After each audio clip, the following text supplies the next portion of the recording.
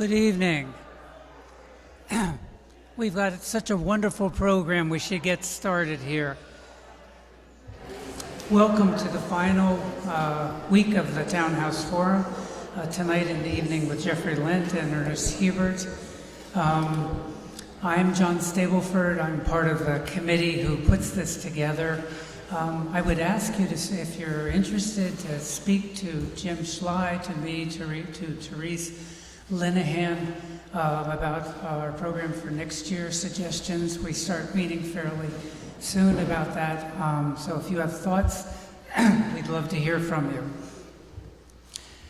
The format tonight is going to be a little bit different. I'm going to introduce Jeffrey Lent, and he will read. Then Jim SCHLEY will come up and introduce Ernest Hebert.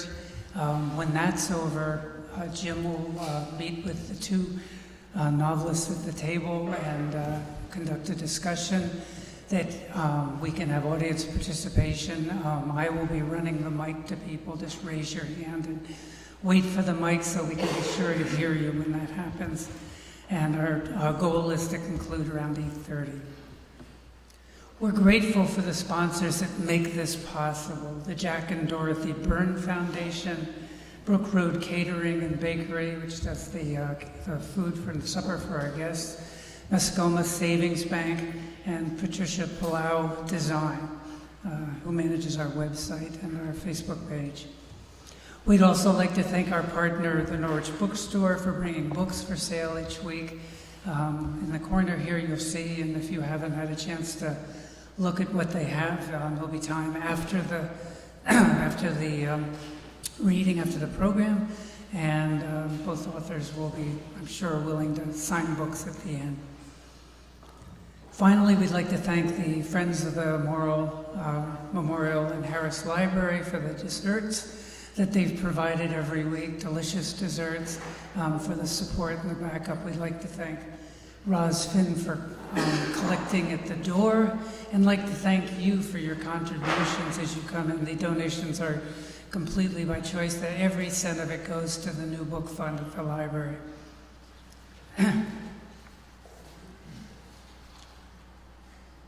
Jeffrey Lent has published five novels in the last 15 years. Accelerating things a little bit. In the Fall in 2000, Lost Nation in 2002, A Peculiar Grace in 2007, After You're Gone in 2009, and now A Slant of Light. Although I forgot to ask him, I think he's at work on another book, or at least will be sometime soon. If you don't already know this about Jeffrey Lent, you'll soon recognize in his reading his love for language and his poetic attention to words and the rhythm of sentences. His characters are heroes in the classical sense, wounded by wars or by rash decisions, or plain just bad luck. And they try to make a principled way through a very, very dangerous world, an American world. He's in contact with great historic periods, and he has a natural sense for this, but I know he does great research into them, these significant moments, often after wars. Jeffrey Lent lives over the hill in Norwich with his family. Did I say Norwich? My goodness, in Tunbridge. I did not mean that. In Tunbridge, that hill. Please welcome him to our stage.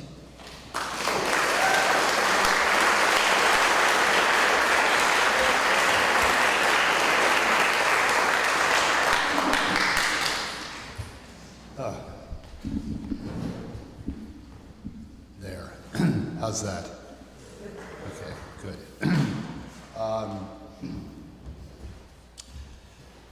Well, it's great to be back here. I read here many years ago. Can't remember how many, but probably a dozen or so. And it's also a tremendous pleasure and honor to be reading tonight with Ernest Hebert, who I admire greatly. A couple of things you need to know. I'm going to try to keep this real short. This novel is set in the immediate aftermath of the Civil War. The sequence that I'm going to read tonight is about June of 1865. And the other thing is there's a little-known historical personage that's referred to in the section that I'm going to be reading. She comes up throughout the book, but I want to set the stage for her just a little bit. She was born in Connecticut. Her name was Jemima Wilkerson. And to the very best of my knowledge and research, she was the first successful female preacher in the United States. She was born in a family of Quakers, and at the age of 17 had a near-death experience or a spiritual rebirth. And upon recovering from that, declared that she was to henceforth be known as the Universal Friend, or the Public Universal Friend, and began preaching. Was a tremendously charismatic preacher, combined some Shaker thought with some Free Light Baptist thought, but was a wholly original person. She preached throughout New England and then ended up in Philadelphia with about 250 followers. That was right at the end of the Revolutionary War. And at that time, the lands of central and western New York State were wholly occupied by the Iroquois nation. Had never been settled by white people. The Iroquois made the fatal mistake, though, of siding with the British in the Revolution. So once that war came to an end, a pair of armies went through in September of 1786 and burned the villages and drove almost all of the Iroquois out to a dilapidated British fort in Buffalo, New York, where they spent one of the worst recorded winters on record. Thousands of them died. She, among many other people, had heard about this land, and she'd sent scouts out to look at it, and they purchased an entire township, which they named Jerusalem, and they moved out there and settled and lived.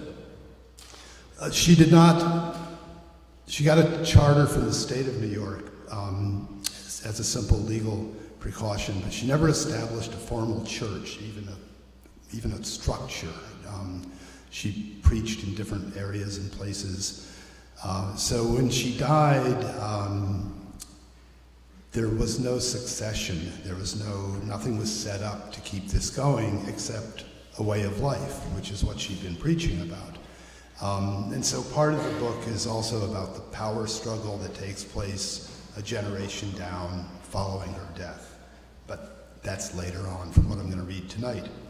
I'm also going to abridge a little bit to get through this first chapter without keeping you here forever. It's a short chapter anyway. And I will explain sort of what happens.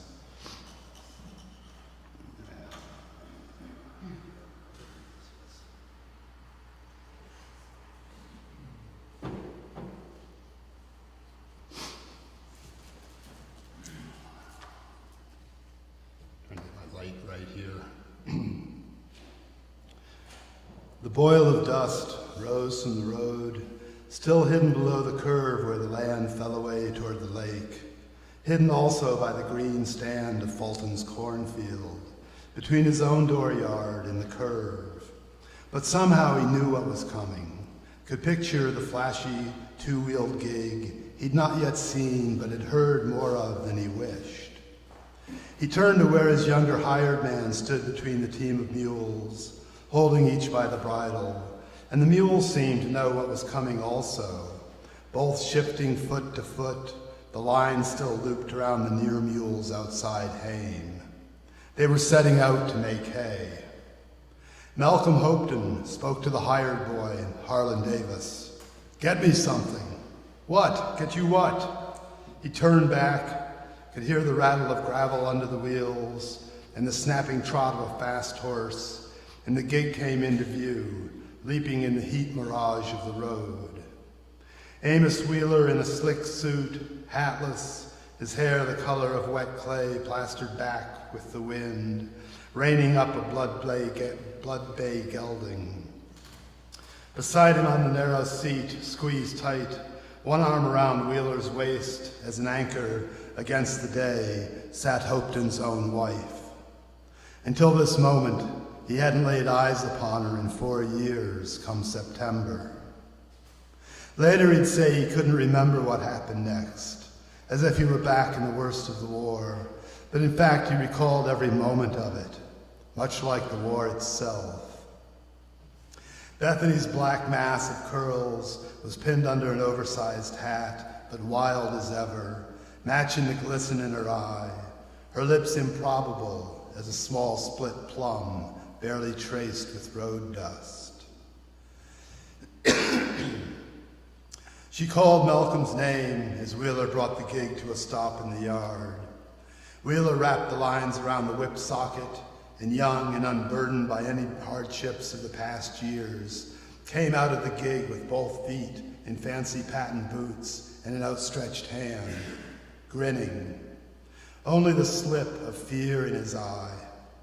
Malcolm had seen that countless times in all fashions, but it always meant the same thing.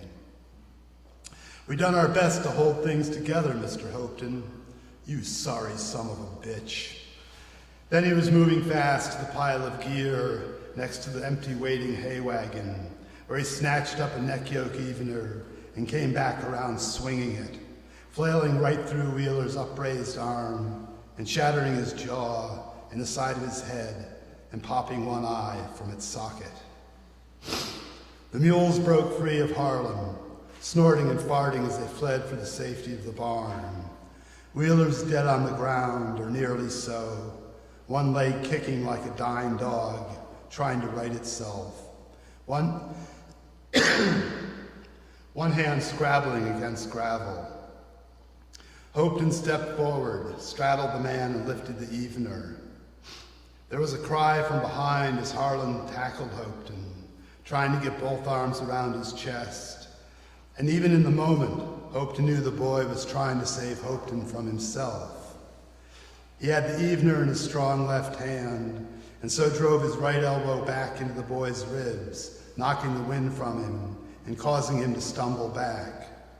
Hopeton followed and knocked the boy a tap the side of his head and had him down in the yard. Harlan groaned twice and slipped into a semblance of sleep. "Oh, my Lord in Christ, Malcolm, you've killed them dead," Bethany cried, her voice trailing breath. She was down out of the gig, the horse tossing his head against the tight-wrapped reins.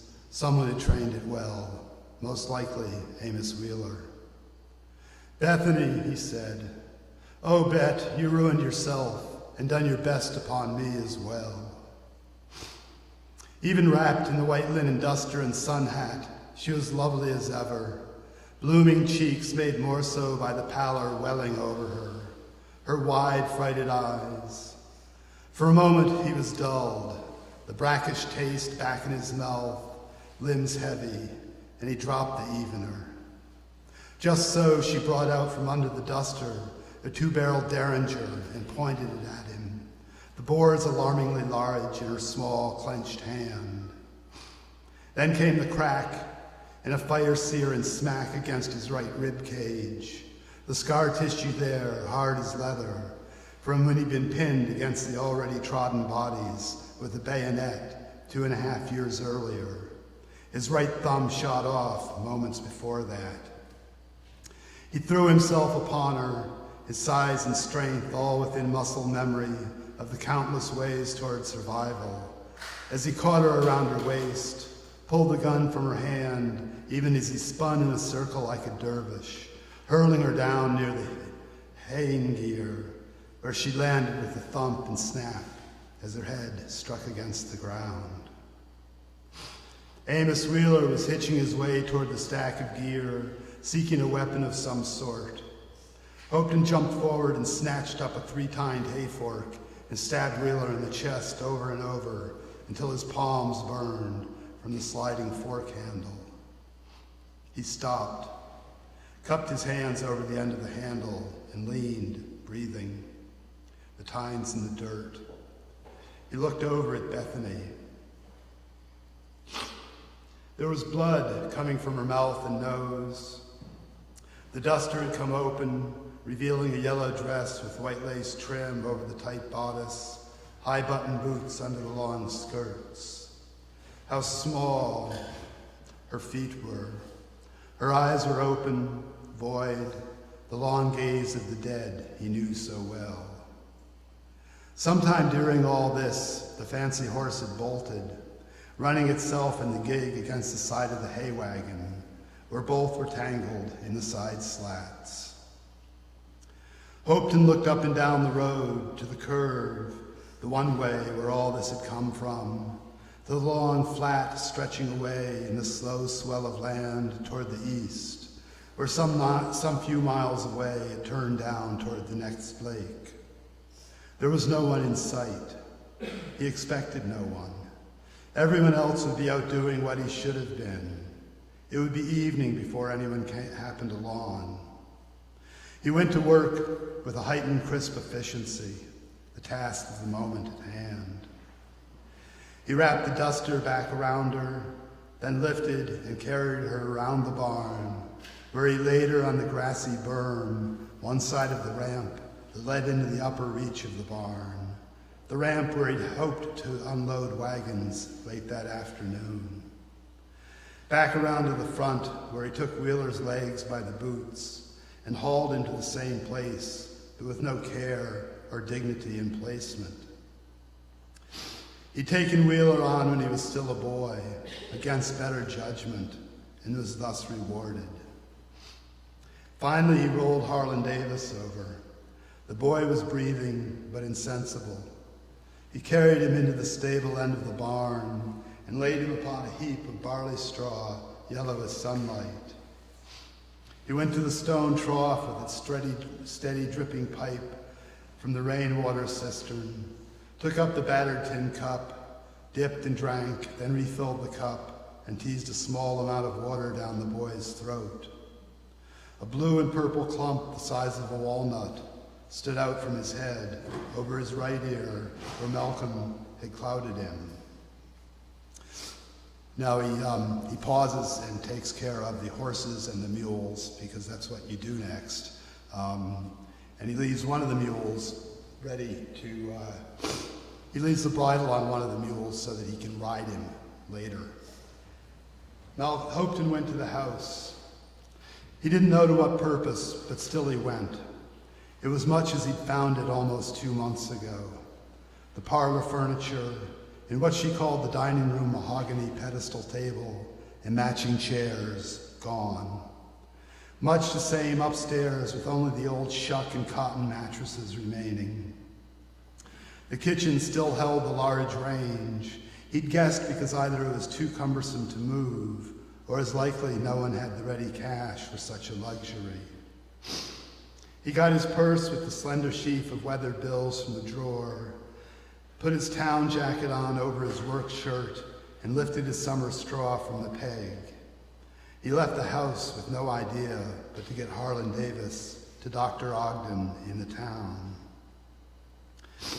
In the stable, he took down a sheepskin with the wool still on, outfitted with a rude girth, and put it on Bill, wool side down, and cinched tight the girth, all the while talking to the mule in the way of a man to which such nonsense words of soothe were second nature. The mule had been ridden many times, but that didn't mean he liked it. Harlan seemed to be breathing easier, eyes still closed, but for the occasional fluttering lids. Hoped and prayed the boy would stay so for the 5 miles to town. After some thought, he determined the best method was to hold the boy upright before him, fearful if he tried to strap the boy over the mule's back, neither mule nor boy would benefit. It took some doing, Bill backing and forthing, as Hopeton got the nigh dead weight of the boy slung legs down either side and leaned forward with his chest and face in the cropped roach of the mule's mane.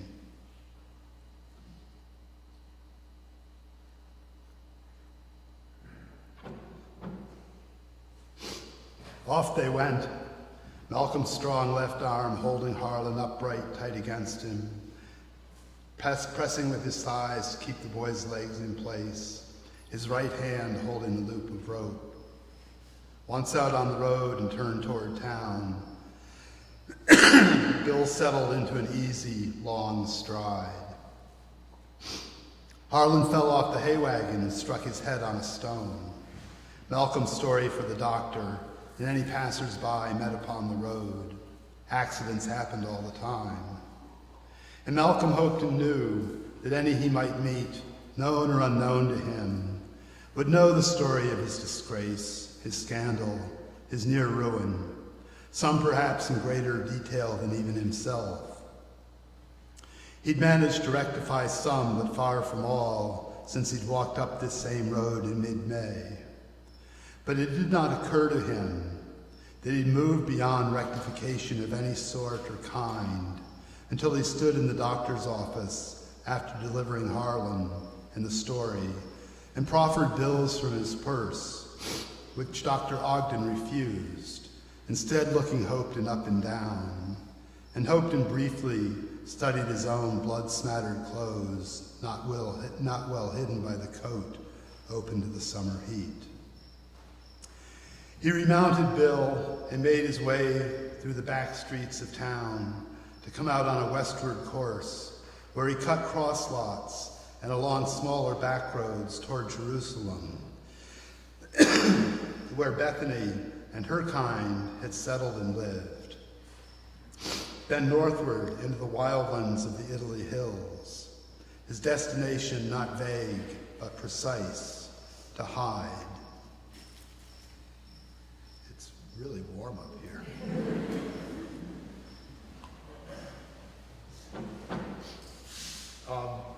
So they ride on through the afternoon and into the night, into this very wild country. They go through a couple of thunderstorms. The mule is not happy with much of this at all. Hopton is headed toward a cabin that he knows of, and he has every reason to believe that it will be empty when he gets there. But when he shows up, there is a light in the one window.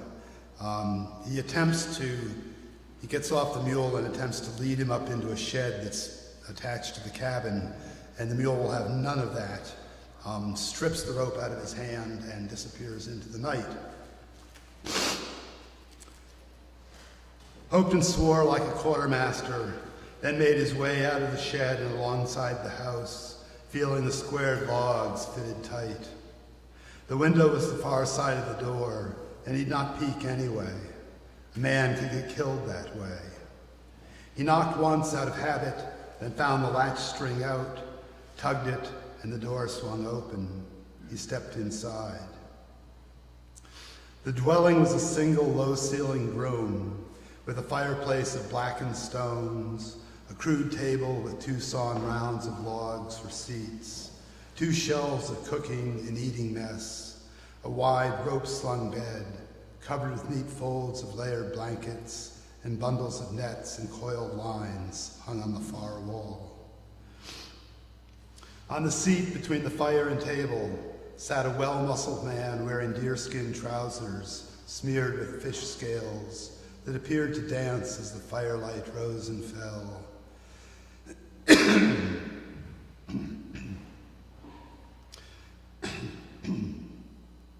A finely napped black wool vest over his naked torso, his head shaved but for a tied-up topknot, and long, slender mustachios dangling either side of his mouth.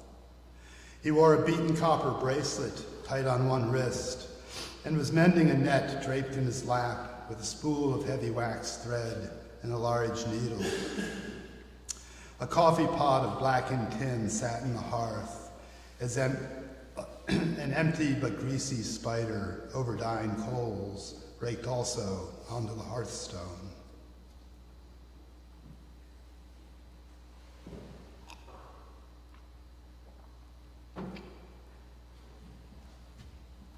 Malcolm Hopton. I've lost my mule, he offered, and trailed him here this sort of night. Not as simple as that. Coffee? Oh, by God, yes. The man made gesture toward the shelf where tin mugs stood. Hoped helped himself, using a rag hung on a nail hammered between the fireplace stones to lift the hot coffee pot and pour. Steam rose up so sweet and sudden tears came to his eyes. The man remained intent on his repair until Hopton settled on the upright log the other side of the table, hitching it a bit closer to the fire. He blew on the coffee, burned his mouth with a swallow, and set the mug on the table. Only then did the man look up again. He was a woods cult son of Gyanthwaka, the corn planter, and a rumored Canadian woman known as Frances SCHLEY or Galt, both long since departed, although corn planter, following the destruction of his people's nation, had remained some years in a small hidden village to the south and west, becoming a farmer alongside women, when not engaged in debates of land policy in New York or Philadelphia, or theology with the public friend closer to home in Jerusalem.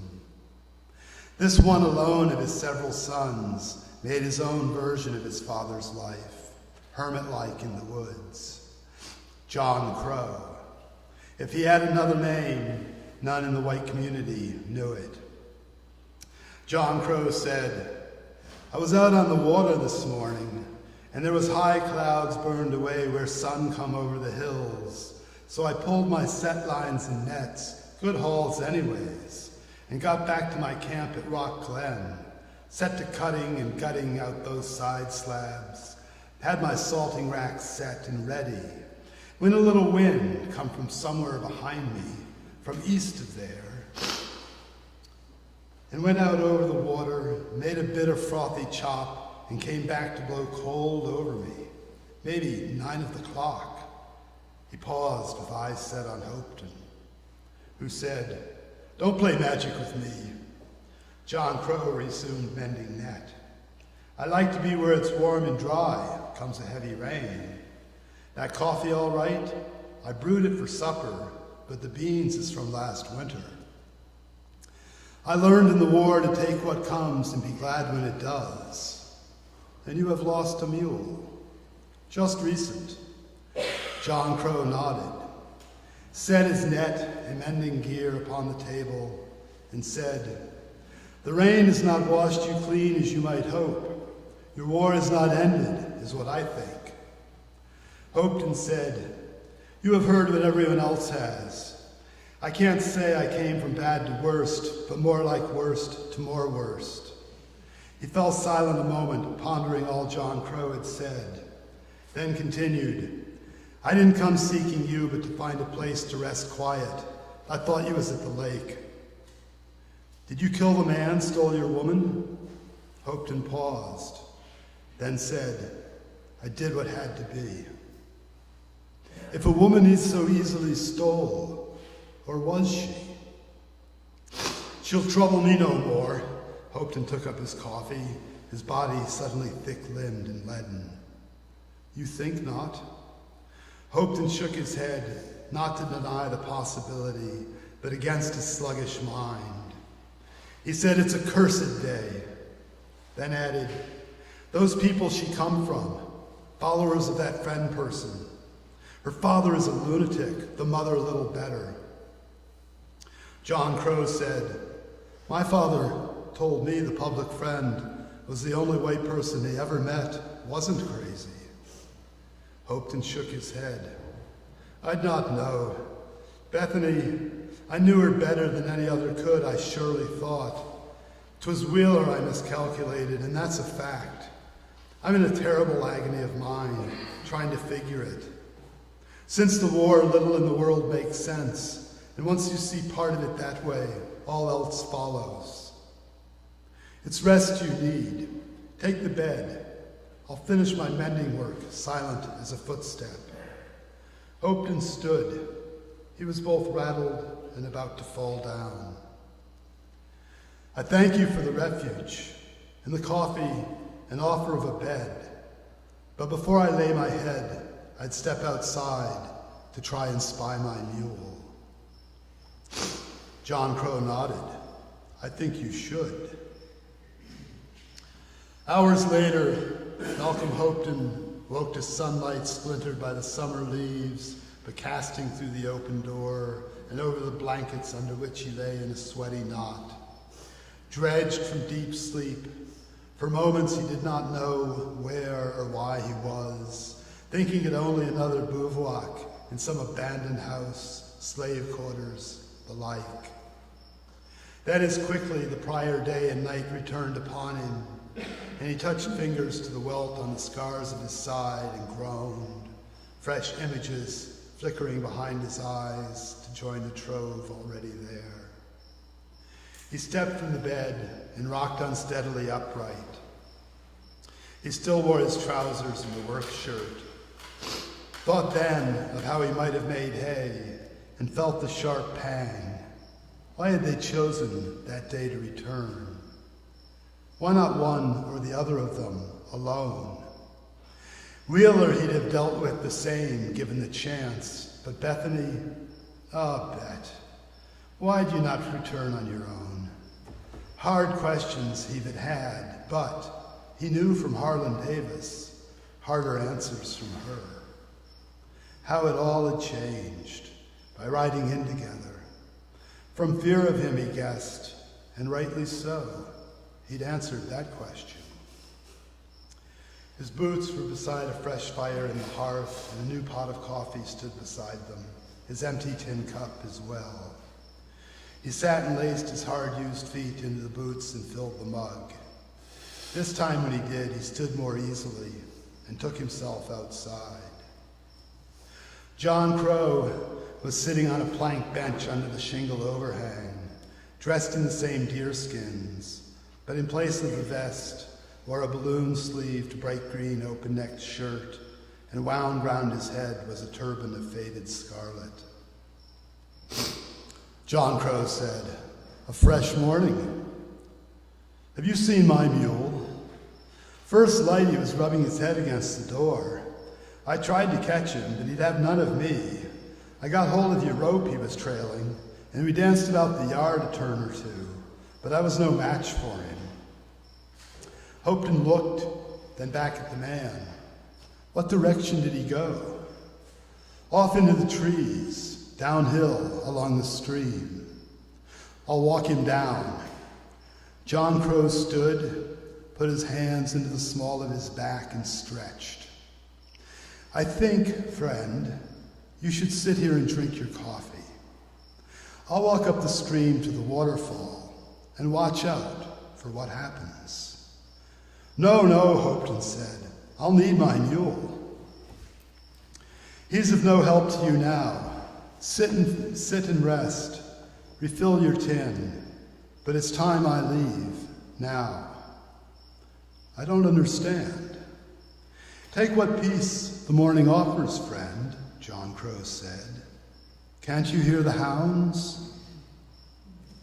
Thanks.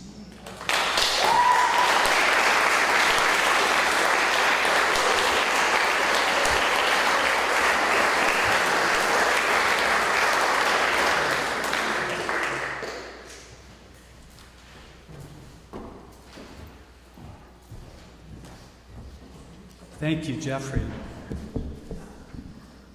This is a special pleasure. These are two of the contemporary writers who matter most to me, and I'm so happy to have them together. I'm going to introduce Ernest Hebert, and then they will both join me at the table, and we will welcome your comments and questions. I have a slight disadvantage in that I read this summer Howard Ellman's Farewell, the most recent Ernest Hebert book, which I was so enraptured by that I wrote an introduction about it, although, as is his prerogative, Ernie will read new work. So this will give you reason to investigate this book, which we do have at the table, even though you won't be hearing from it tonight. As many of you know, and this is, I think maybe the third time over 20 years or so that Ernie has read here. He was born in Keene, New Hampshire, and for a number of years he was a working daily journalist at the Keene Sentinel. And he has spoken of the value to him as a novelist of a long apprenticeship in obligatory daily discipline and unsentimental attention to details, which are of course essential to a journalist and very useful to a novelist. But the discipline is a key part of it, and this is a writer who has been very prolific and very steady. In addition, Howard Ellman's Farewell, the most recent Hebert book, is perhaps the completion, in any case the latest installment of a 7-book cycle set in the imaginary but extraordinarily vivid and recognizable town of Derby. The Derby town, the motto of Derby, if you were to come in to this imaginary town and see the sign that would greet you, is Town Meeting Spirit, 1753 to Doomsday. And in his newest book, the chronicler brings us to the precipice of Armageddon, but at the same time, really simultaneously, offers a tender portrait of a long-loved fictional character loping ever more haltingly, with several naps a day, into old age. Like all of Ernie's books, this is a family story, a community in upheaval story, a political thriller, and murder mystery, investigated in this case by an octogenarian cop who gets re-elected town constable each year because his budget is 0 and his expenses are 0. Pivoting on a felled and stolen elm, the gigantic Lo and Behold tree that Constable Howard Ellman sees as his own exemplar for a long life. And with a double point of view, there's a voice in Howard's head, which in the book is in italics. So there's a constant kind of berating chatter of second guessing, which many of us actually will recognize. The voice of misgivings, second thoughts, and retrospective castigations. But it solves the problem, in a book that has a fair amount of reflection, that there's all this activity. It's typographical activity. It's very easy to tell. But what's interesting is the other characters in the novel either assume that he's talking to himself or that his hearing aid is misfiring. Whereas the reader can recognize that this is the constant rumination of somebody who's wondering, who's kind of bringing a life together. There are people in this new book reprised from earlier Derby books, including centenarian Cootie Patterson, who has a magic realist roadkill stew pot, which is simmering forever on a campfire and is always tasty. Some of you will remember Pitchfork Robinson and Long Neck McDougal, who haul trash in the town's honey wagon, and then a whole array of complicated offspring and relatives. But interestingly, while this is a book set in a North Country town, it also incorporates characters straight out of Hebert's cyberpunk novels, which fewer people maybe have read, Mad Boys and I Love You, including a dyslexic robot named Wiki. So the sense you get is this glorious crescendo of the books that have preceded, with ardent preservationists battling devious land speculators and architects, which is a battle that has gone back to the Dogs of March. But this time also featuring video game programmers who are fashioning in code a digital Derby populated, just like in the novels, by virtual persona, and creating what's going to be known and marketed as the Derby Doomsday, so that the thoughts of the old-timers in the town are being incorporated by the young-timers into alternating scenario that play out in various ways. And those of us who have not played video games can't even begin to grasp how this all occurs. But you get a sense of that because the book itself has several alternative endings. So I would have to say, and this would probably be true of what we hear tonight, I have never read a Hebert novel that didn't surprise me, and this one surprised me exponentially. So I look forward to being once again surprised. Please welcome Ernest Hebert.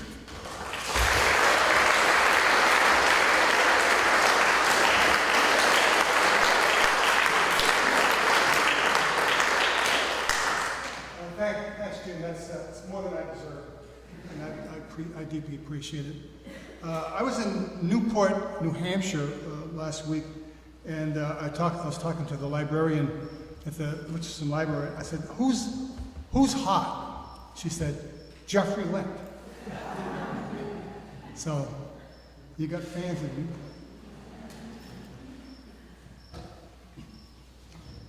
There is no afterlife. There is the before life, which we gain from books, pictures, and stories that our elders tell. And who knows, some remnant event from an ancestor's trauma passed down into our DNA. Just how much of the self is in the DNA, I don't know. Do things matter that you don't know? Not to me, they don't. There is memory. All memory is false memory, you say. So what? False memory is all anybody's got. There is the life of the moment as you apprehend it. Everything else is rumor, which may not be true, but it's a good starting point for writing a novel. Am I being heard? I'm going to read a couple of poems, a short essay, and then I'm going to read some more poems that actually deal inferentially with Howard Ellman's farewell. So your introduction was not lost. This is called To Do. Start small fire of dry hemlock twigs. Add bigger sticks. Straddle fire with grill. Scoop snow into pot. Watch it melt, first to slush, then to water. Bits of the forest will be in the water. No such thing as pure snow, pure water. Water always contains something other than itself. Water is the primal container. Bring water to boil. Drop in tea bag. Remove pot from flame and place on flat stone. Watch water darken. Observe colors and reflections. Remove tea bag. Squeeze out water. Throw bag in fire. Watch fire consume tea bag. Observe flames and smoke. Kick grill over. Watch hot metal cut the snow. Pick up grill. Heat gone from it. Wipe and return to pack. Place more sticks in fire. Pour tea into cup. Listen to the near chatter of the fire in counterpoint to the far whisper of the falling snow. Bring cups to lips, tongue. This is an essay I wrote for Nora Jacobson and her movie, Freedom and Unity, the Vermont movie. I'm a New Hampshire guy, but I actually have a lot of history in Vermont, and I wanted to read a strictly Vermont piece. I grew up in Keene, New Hampshire, in a time when the New Hampshire-Vermont rivalry didn't exist, at least not in my mind. We were the twin states. No sarcasm about one or the other being upside down. I would like to reclaim at least the shadow of that unity by bringing attention to that great border town, White River Junction, Vermont. This village of a little more than 2,000 people on a bluff where the White River flows into the Connecticut is the hub of the two states, with its rail lines, phone lines, postal lines, bus lines, and highways reaching out as spokes. For me, WRJ is a personal energy center. Strange, inspiring, and beautiful things have happened to me in this town. In some ways, it hasn't changed much in the half a century that I've known the place. Its heart and soul is a block of red brick buildings across the tracks from the railroad station with the Hotel Coolidge as the focal point. I still feel as if I've stepped into a black and white film noir movie. Bring on the night and add a little color, and I'm looking at an early version of the Edward Hopper painting, Nighthawks. My adventures started in WRJ in 1961. My first memory is of the telephone office, a row of 50 or so long-distance operators wearing headsets and plugging into jacks on a board, clicks and hums and number pleases. It all sounds like music to me. I am working on some of the cables behind the operator panels. I have to lie on my side to reach the wires, and I glimpse the operators' dresses, legs, nylon stockings, high-heeled shoes. Quite a turn-on for a guy who has not just turned 21. I have landed a job with a telephone company installing dial relay equipment in central offices. The wires, color-coded blue, orange, green, brown, slate, stir me like abstract sculptures. The unit I work with travels all over Maine, New Hampshire, Massachusetts, and Vermont. My job is to put those beautiful telephone operators out of business. A strange thing happens to me that first day in WRJ. I have just sold a used Ford and bought a used Plymouth. I am still daydreaming about the lovely telephone operators when I absentmindedly get into the car that looks just like my old Ford. The strange part of the adventure is that my key turns the ignition and I drive off. I get maybe 500 feet. You know the telephone office in White River, 500 feet turn left, I did that left. When I realize I am an inadvertent car thief. I drive around the block, but the parking spot where the Ford has been is filled. I park the Ford in a different space and take off in my new used Plymouth.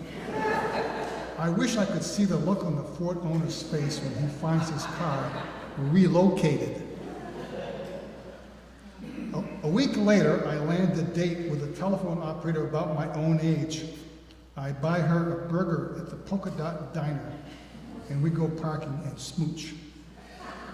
Even though the town was small, the telephone office was the biggest I worked in because WRJ was the toll switching center for northern New England. That knowledge was the first inkling I had that WRJ served as an energy center for more than me. I learned that Native Americans of old met at the mouth of the White River. The rail line converged here. Later, Vermont's two main interstate highways, 89 and 91, crossed only a mile or so upslope. Also, much of Vermont's mail finds its way to WRJ's central post office with its primo zip code 05001. When I first arrived in WRJ, the telephone company was on the rise, but the railroad business was on the decline. Once, more than 50 trains stopped at WRJ, down to only a couple in the 1960s. Local people were talking about a way of reviving the town. I hear the same conversation today. WRJ is home to some fascinating places. The Center for Cartoon Studies, Vermont Salvage, the Main Street Museum, and Fancy Felix Theatrical, the brainchild of Robina Darcy Fox, one of the most dynamic people I've ever met. But the fact is, WRJ's population declined 11% from 2000 to 2010. It's 2 years later, November 22nd, 1963. After stints all over Maine and New Hampshire towns, I am back in WRJ telephone office. The dial system has been installed. Most of the operators have lost their jobs. I'm on a cable rack 8 feet off the floor. It's cramped up there. By now, I'm a veteran telephone man. I do 1,000 connections a day. But something is wrong. I am dissatisfied with my life. I hear sounds below me. my fellow workers talking. The word is spreading. President Kennedy has been shot. All work stops, and for a moment it's quiet. I feel my isolation. A week later, I make a decision that I have been mulling over for months. I'm going to quit my good job and enroll in college. My president's life has ended. Mine has just begun. In 1988, I took a job teaching at Dartmouth College and moved with my family to West Lebanon, New Hampshire, only a mile from WRJ, across the river in New Hampshire. One of my favorite places to go was the 100th Monkey Bookshop in downtown WRJ. The owner, David Holtz, was an antiquarian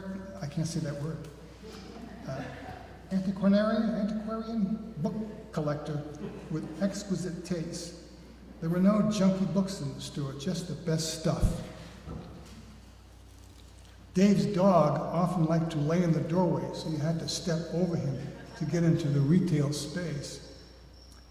One day around 1995, I am in the 100th Monkey in a poor frame of mind. I have been fiddling for decades with an idea for a novel set in 1746, but I just don't know enough about the time period to write the book. In Holt's store, I find Travels in North America by Peter Kahn, a Swedish scientist who walked from Delaware to Quebec in 1747 and wrote down his observations. That book starts me off on a one-year reading binge that leads me to write my novel, The Old American, published in 2000 and winner of a literary prize. Thank you, David Holtz. Thank you, WRJ.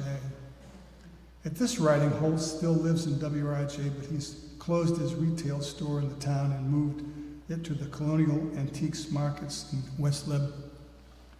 One of my favorite WRJ stories revolves around Way Down East, the 1920 D.W. Griffith classic starring Lillian Gish. The culminating scene takes place on ice floes that Griffith shot on the White River. There are no trick stage sets nor photography tricks. Griffith filmed Gish live jumping from ice floe to ice floe. Even now, almost a century after the movie was made, that scene is scary. It's ice that leaves me with my most exquisite image of WRJ. Back in the 1990s, when my wife Medora and I are raising our two daughters, one of our rituals is Friday night pizza. I phone my order to the Greek man in the pizza parlor in WRJ, drive down and pick it up and bring it back to our house on Pearl Street in West Lebanon. This particular Friday is the dead of winter during a sudden thaw, following a long spell of very cold weather. Next day, I read in the newspaper, that's the Valley News newspaper, that only minutes after I had crossed the White River on the then rickety bridge, an ice jam swept the bridge downstream into the Connecticut. A woman was trapped on the bridge. She managed to abandon her car and run to safety just before the bridge tore from its footings. She reported that she watched her car on the bridge floating down the river. It was night, and she could see the headlights of her car aimed at the sky. That image, winter night scene, old bridge floating away on the ice, car lights pointing to the void, haunts me, thrills me. A septuagenarian watching his youth and all his experiences about to be swallowed by time in the indifferent universe. I want to read a long poem now. A long poem. And I spent January and February in New Orleans this year, and I wrote essays. I wrote 53 essays, small, short essays, mainly about the Darby Chronicles, because I am creating a website about Darby with the help of some Dartmouth students who are doing coding for me. And I want to recreate Derby in different ways. For one thing, I want to explain a lot about Derby that's not in the books, and I want to make maps. But the main thing I want to do is images. I do a lot of drawing, and my plan for the next X amount of years is to is just to draw Derby on the iPad and on my Mac. And along the way, as I was writing these essays, I remembered that a lot of the Derby books have poems in them that I've written in various voices. So I decided to put those all in one file.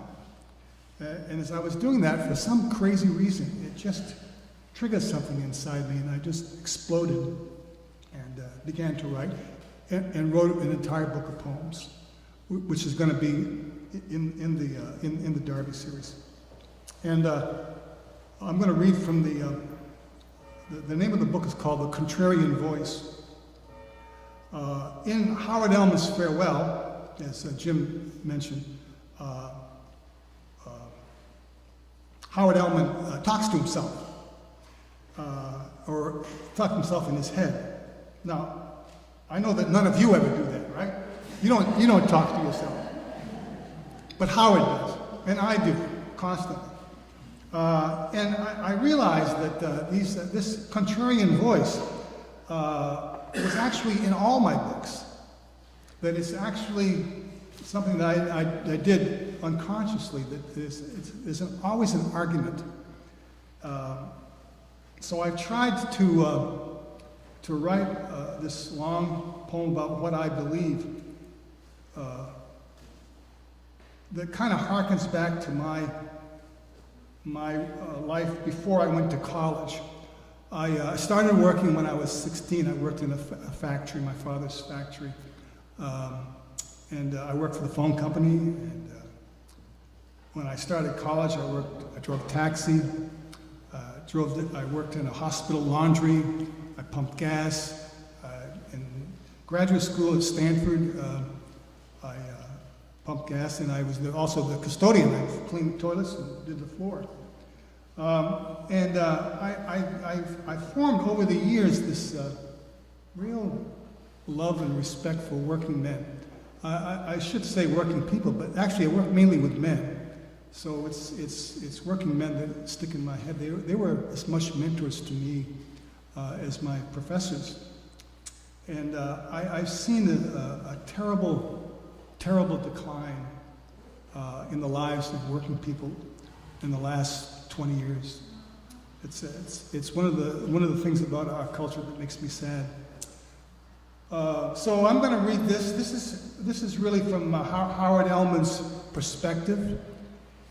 Howard is in his 80s. He's 86 or 85 or 87. He's not quite sure, and neither am I. So I refer to him as the octogenarian. So I'll try to read in both voices. I think you'll pick up what I'm after. So this is called the contrarian voice. You never made big money, octogenarian, but earn what I got. Not hard to do when it's not much. You only formed 2 worthwhile friendships. Yes, Ollie Jordan and Cootie Patterson, a reprobate and a hermit, neither Jeffersonian nor Belichickian patriots. Served my country best I could. Worked to build a country best I could. Failed. Hunted the white-tailed deer. I think maybe hunting is inherited like a serious overbite. You married too young, but stayed together. You never really got to know her, but produced healthy children, except too many. That last one, a surprise, a doozy. A doozy? What is a doozy? A doozy is a daughter singing, startling and sweet as boiling maple sap spilled on fresh snow. Ache of her, a loss, a guilt, a feeling you resist. I don't respect guilt riders, but there it is, octogenarian, a guilt. Smoked the camel with great pleasure, gave up the camel, Not soon enough to save the wife. Second-hand smoke. A second hand of my watch is ticking. A second hand of your death is calling you into the gloom of dark matter, no? Yes, I admit it. Least you could do, voice, is let me forget. A man can look neither to the past nor to the future because there is no such thing as time, that's right. The only legit questions are found in the pauses between changes, calls for immediate action, the now whats. Your son got it right with that word you can't pronounce, the INTERSTICES. Oh, shut up. Will not. Listen to me. Do not dwell on conditions that presume a flow of time, hope, yearning, nostalgia, regret. Octogenarian tripped and almost fell. Uh-oh, hip. But he regained his balance, and there it was, the corner of a log sticking out of the sandbank. Octogenarian, you found your namesake tree. Yes, the lo and behold elm that those bastards cut down and buried. Are you weeping out of happiness, or is it the great sadness of the end? Maybe just an old man's female hormones? Shut up, voice. I just got myself in a mood, so no big deal. Bring the logs to a sawmill, make boards, erect a casket, lie in it during that long intermission. Can you feel it in your grave, petrifying with the tree, tree to stone, man to stone, monument to an era? Yeah, I feel it. Era today, gone tomorrow. Don't be a smart-ass, octogenarian. Think about a sandbag. Thing about a sandbag is that it visibly changes. What you see today is not what you see tomorrow. It is like watching the evolution of a celestial body speeded up. Aging is like that. When you're a kid, time goes by very slowly. Older you get, faster time appears to go bye-bye. Conclusion? No such thing as time. What you think of as time is only change. Clocks measure change, not time. This sandbank is telling you there ain't no God. Go home and go to bed. Octogenarian has taught himself to understand the written word, and sometimes he talked a blue streak. Was it blue streaks that turned people blue in that movie? But he had trouble spelling, and he could only type tiny thoughts with his fat fingers. Tell sane daughter that after all these years you met betrayed daughter's daughter, lost lass. No, I don't want to start another family avalanche. Tell sane daughter you've discovered critter culprit cut your elm tree, but for unknown reasons. Tell her that there is a dark secret in the town. Tell her your plan to build your own coffin. Don't tell her your selfish desires. Apologize to her for being a bad father. Octogenarian typed. Cold, wind from the north. See you later. His email got him to thinking. If nah is spelled G-N-A-W, why isn't N-O-R-T-H spelled G-N-A-W-T-H? He said Noth out loud, clicked send, and went to bed. His email sailed around the world, into space, in beyond, in that realm where elements are recycled into stars. St. Peter, cranky gatekeeper of Catholic heaven and frequent lurker on the internet, intercepts octogenarian's message to sane daughter, checks it off as a venial sin, and files it in the database. St. Peter is tired, and this job is a lot of work. St. Peter asked the angel Gabriel, "Don't we have enough data for Judgment Day?" Octogenarian, still in his dream, says aloud, "For Pete's sake." You think it was the knights of old that built the castles? You think it was the tycoons that laid the rail tracks, put down the asphalt for the highways, stoked the foundry fires, built the rockets, and packed the computer chips? No. It was dirty-faced people like me. We ran the looms and the cotton mill. We hauled the trash. Without me and the likes of me, there would be no civilization. But your offspring had betrayed you. They are ashamed of you, octogenarian. Get out of the way, preferably die. They're going to kill you anyways with their robots. What do you prefer, octogenarian?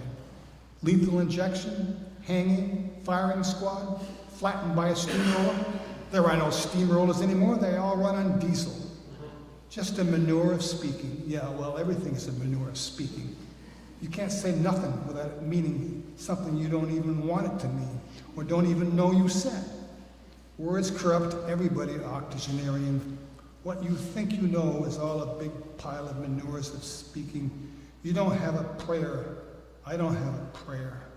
St. Peter doesn't know how to grade octogenarian's outbursts, so he checks the historical records. Gabriel, he says, now I get it. Now I get it. The ones with no education, the ones who made mistakes in youth and paid for them over a lifetime, the ones with no family values, the ones that built the pyramids and the cathedrals and that stupid wall in China, who sawed the Scrabble tiles and mined the coal, who built literally everything, the ones left out of The Great Gatsby and most of the rest of literature, they are all fucked, and fucked again, and fucked over, and fucked forever. The working people. Thanks.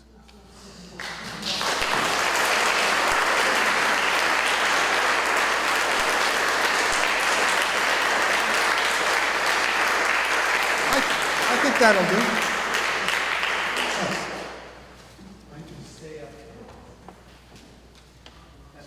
All right. Ask John or Ross maybe to turn the lights on.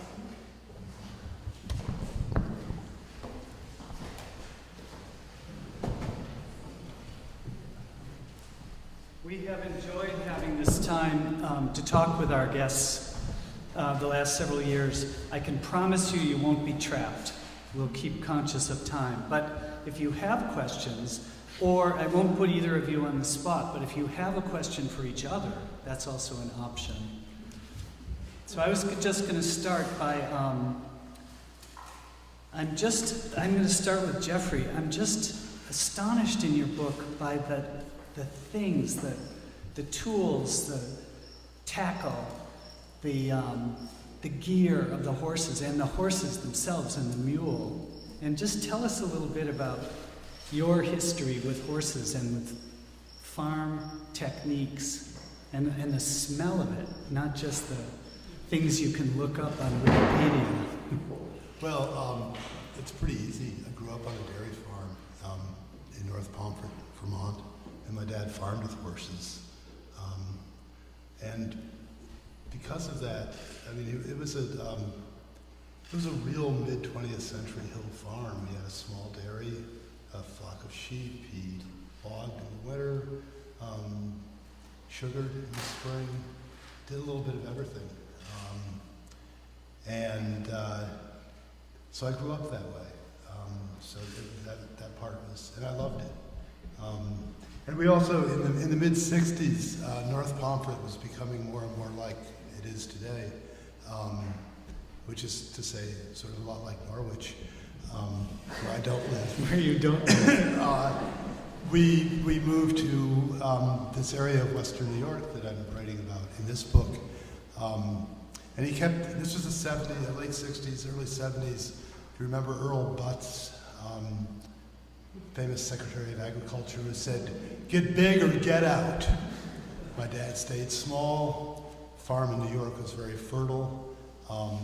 Everything that was consumed, grain-wise, food-wise, for the livestock was raised on the farm, self-sufficient. So I grew up doing all that stuff. And another side part of that was, because he farmed with draft horses, he befriended old retired farmers, wherever we were, in Vermont or in New York. So I got to hear all these guys who were, in the 60s or 70s, they were in their 70s or 80s. So I was listening to people from another century. And some part of me knew at a very young age that that was a really rare thing, that there was something magical about that, at least for me. So that's where a lot of that stuff came from. That said, I always do my research to make sure that my memory is right, because all memory is false. Well, maybe I'll just ask a follow-up question on that question of research. You've both written about historical situations and settings, and it's not true of your books, though, that they aren't rich fictional art. And do you ever feel that there's a danger of being bogged down in the researched material, the kind of fidelity to the factual? For instance, Ernie, when you did The Old American, it's set in the French and Indian War, a very different kind of book. Many books have been written about that era, but no other book is like The Old American. Its point of view character is someone who you couldn't have researched. Well, that's a story from my hometown of Keene. Nathan Blake was captured by Indians, taken to Canada, spent 3 years, and apparently, as they used to say, went Indian there for a while. He had an Indian wife, but he came back, and he eventually lived to be 99 years old, so he was quite a guy.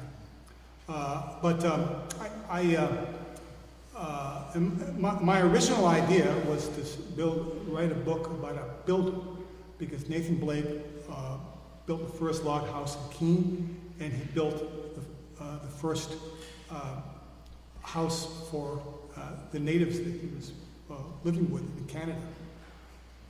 And I wrote the book, and I wrote the book again, and then I wrote the book again, and I gave it to my editor, and he said, "Well, we'll publish this." But I could tell by his voice that he wasn't that crazy about it, and I wasn't that crazy about it.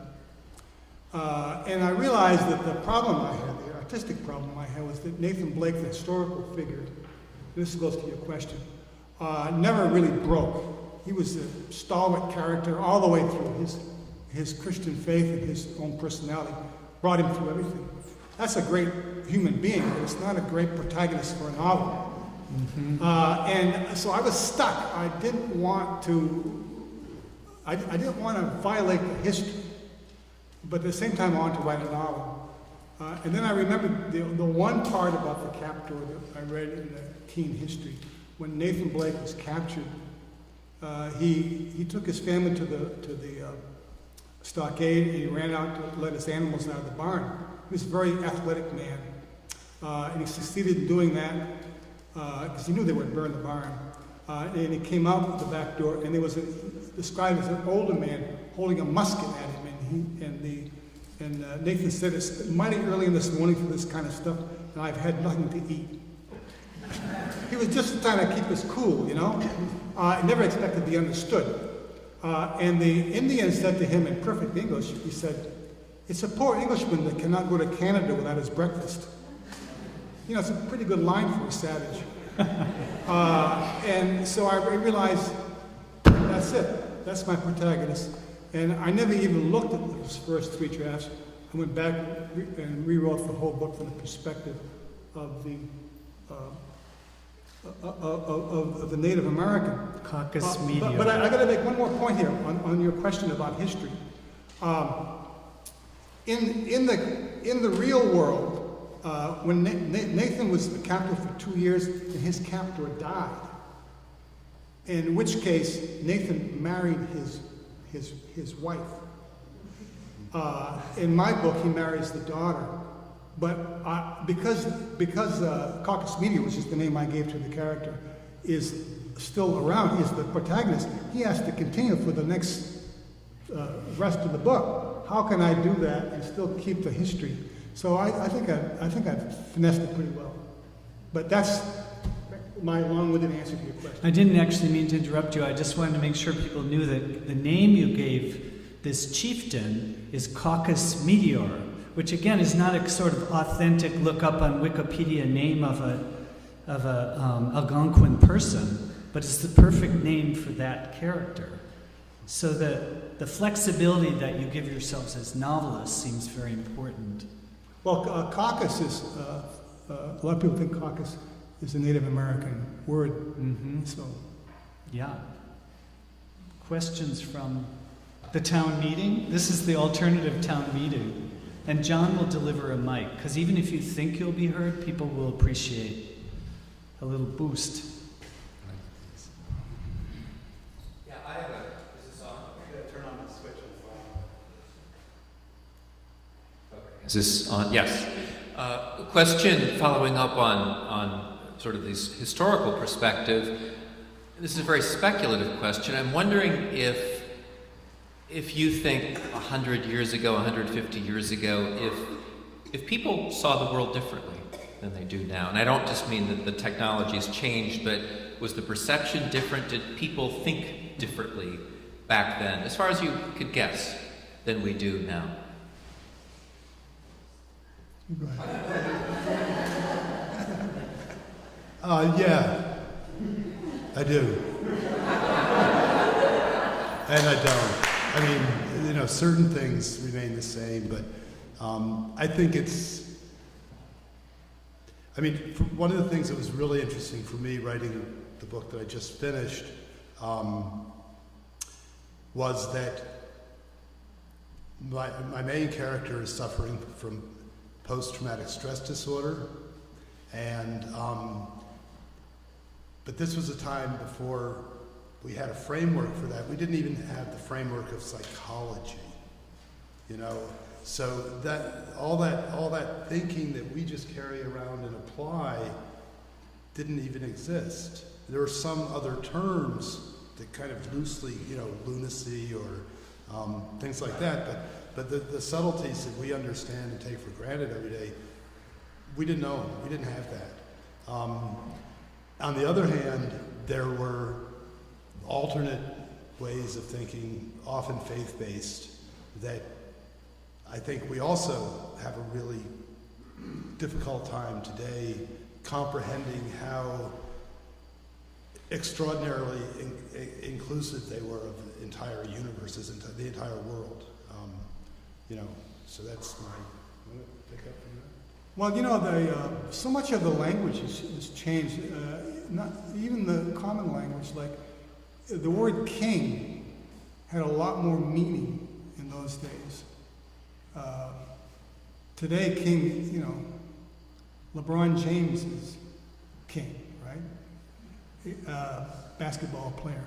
But in those days, the king had a power, and a good example of that is a lot of the black slaves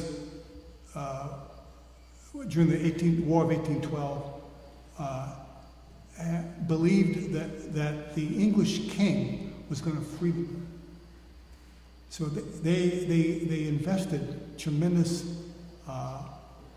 faith in this idea of the king, and a lot of them tried to escape via the ships that were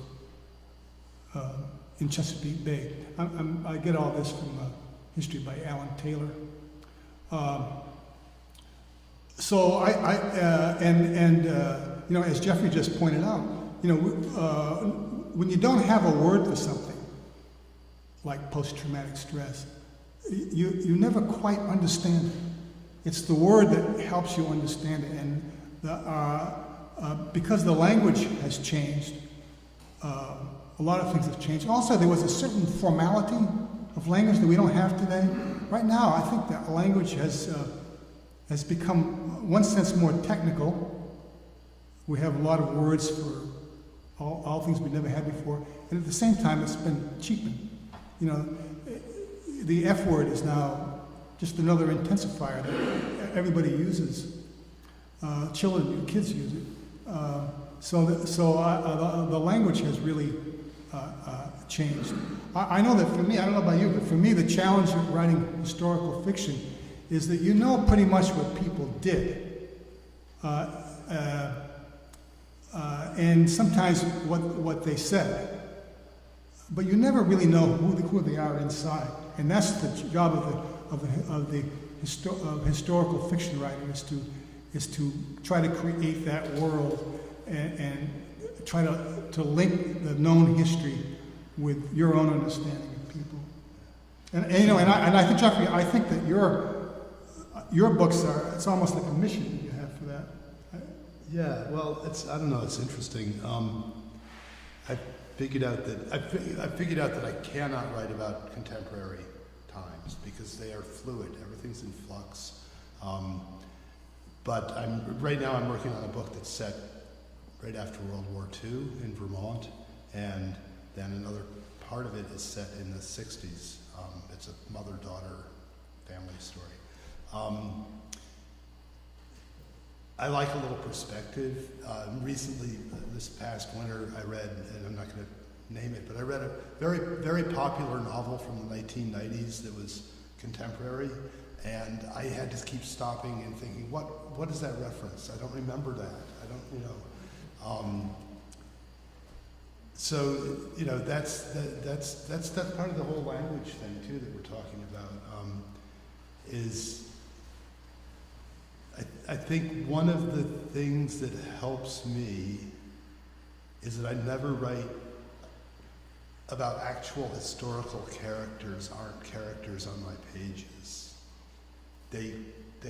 Sometimes they brush up against folks like the public friend who did exist, but it helps a whole lot if these characters that I'm dealing with belong to me, you know.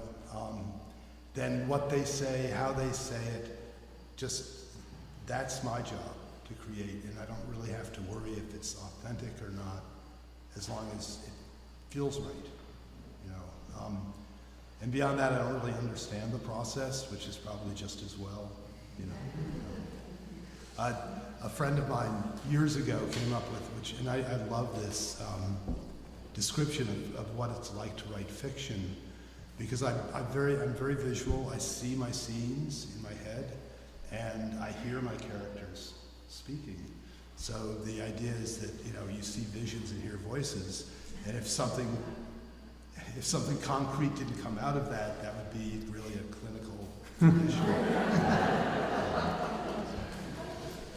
But yeah, you know, language changes all the time, and I think it is very difficult to understand the weight that certain words carried.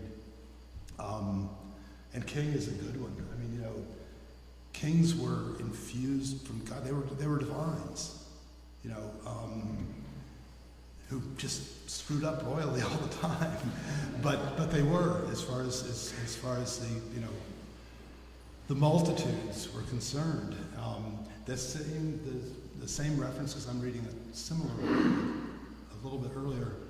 The British also offered freedom to slaves in the Revolution, and literally thousands of them were left behind to pretty bad circumstances, as you can imagine. So, yeah. I'm realizing as you speak about language, yes, we have an easy phrase, post-traumatic stress syndrome, or even worse, an acronym. But it doesn't say anything in some ways. And what your situation creates is this much more visceral understanding of what is the effect of a war experience that never ends. And then if you come up with this handy categorical phrase, it robs so much of that. Well, it does, and this happened not because of the writing. I mean, the writing didn't happen because of this. It was just a happy coincidence. It was the 150th anniversary of the Civil War that we just went through. One of the things that came out of that was studies of how incredibly destroyed so many veterans were from that conflict. That hadn't really been something that had been focused on before, except maybe for the Southern soldiers whose homes were destroyed and livelihoods were destroyed. But the journals throughout the North, particularly journals, diaries, letters, records from insane asylums, showed how tremendously impacted those veterans were. You know, ranging from the guy who came home to his Illinois farm and farmed for 20 years and then just hung himself one morning in the barn. And, you know, Nobody knew why, except they did know why. To the guy in the attic. They were there, they were real. So that's interesting to have had the experience to follow some of that research. I think because of photography, we've always had access to and comprehension of how that utterly horrific first true modern war really was. But the idea that, especially in the North, that these Union soldiers were victorious, went home, picked up their lives, and went on, that's been pretty much shattered, And interestingly enough, there were accounts up through like the late 19th century of this stuff, because it was contemporary. And then it kind of gotten forgotten, and I think maybe, that's just the march of time, and I think also World War I, which maybe shocked everybody back into a different way of thinking about it. And the past rolls past, and we forget about it. Well, my father was a veteran of World War II, and most of my friends' fathers were veterans too. And when I think back to of those men, literally all of them were screwed up in some way. Yeah. All of them. The greatest My own father came back, and he didn't work for 6 months. He would get up in the morning and he would just put on a suit and tie and just sit in a chair. He eventually worked his way out of it. He was fine, but it took him 6 months. And then I had another friend who was just always angry all the time. His father was angry all the time. And then another friend, his father was just a terrible alcoholic. It's what they call it, shell shock in World War I, battle fatigue in World War II, post-traumatic stress, and now it's an acronym, right? So the language changes, but it's,